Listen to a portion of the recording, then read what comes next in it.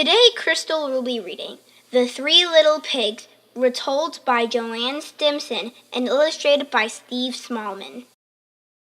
Once upon a time, there were three little pigs who lived with their mother. The three little pigs grew so quickly that one day their mother told them, "You are too big to live here any longer. Go and build houses for yourselves, but take care that the wolf doesn't catch you and eat you." The three little pigs set off down the road. Soon they met a man who was carrying some straw. "Please give me some straw," said the first little pig. "I want to build a house for myself."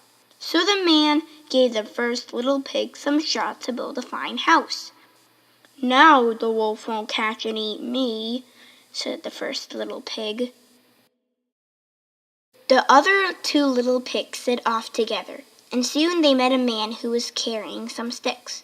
"Please give me some sticks," said the second little pig.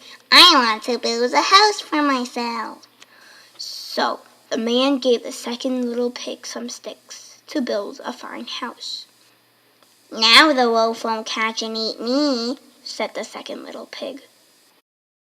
The third little pig walked on by himself. Soon he met a man who was carrying some bricks. "Please give me some bricks," said the third little pig.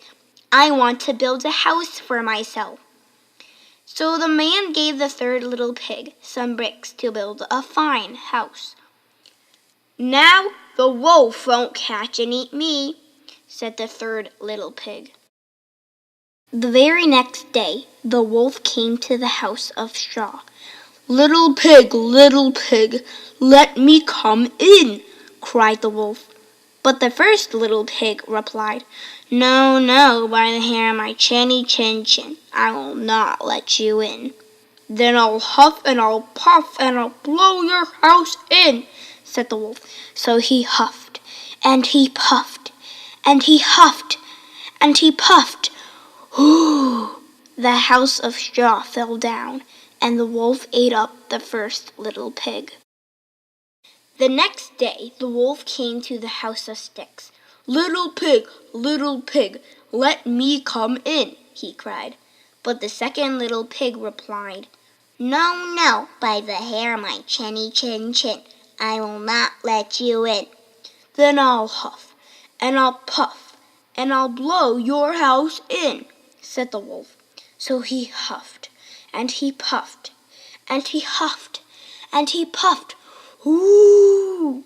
The house of sticks fell down, and the wolf ate up the second little pig. The next day the wolf came to the house of bricks.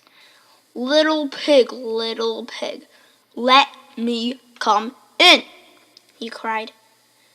But the third little pig replied, "No, no, by the hair of my chinny chin chin, I will not let you in." "Then I'll huff and I'll puff, and I'll blow your house in," said the wolf. So he huffed, and he puffed, and he huffed, and he puffed. Whoo! But the house of bricks did not fall down. The wolf was very angry, but he pretended not to be. "Little pig," he said in a soft voice, "be ready at 6 o'clock tomorrow morning, and I shall take you to Farmer Smith's field to find some tasty turnips." The little pig agreed, but he knew that the wolf really wanted to eat him. So the next morning he set off for Farmer Smith's field at 5 o'clock. He filled his basket with turnips and hurried home.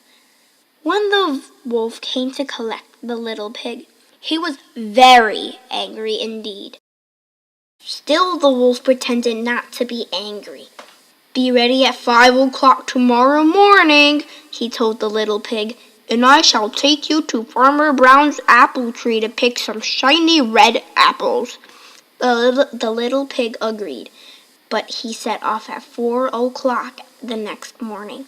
He was already high in a tree picking apples when the wolf came along. The little pig was very frightened, but he pretended not to be. He threw an apple as far as he could, and the wolf ran after it. Quickly, the little pig jumped down from the tree and ran home as fast as he could. The wolf was furious. "Be ready at 4 o'clock this afternoon," said the wolf, "and I shall take you to the fair."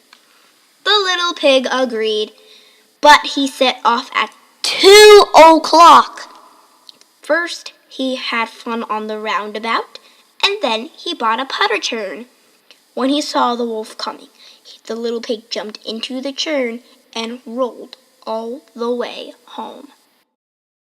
When the wolf found out that he had been tricked again, he was angrier than ever.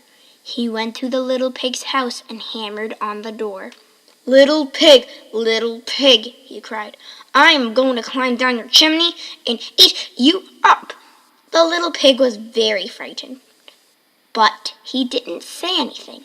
He put a huge pot of water on the fire to boil and waited. The wolf clambered down the chimney.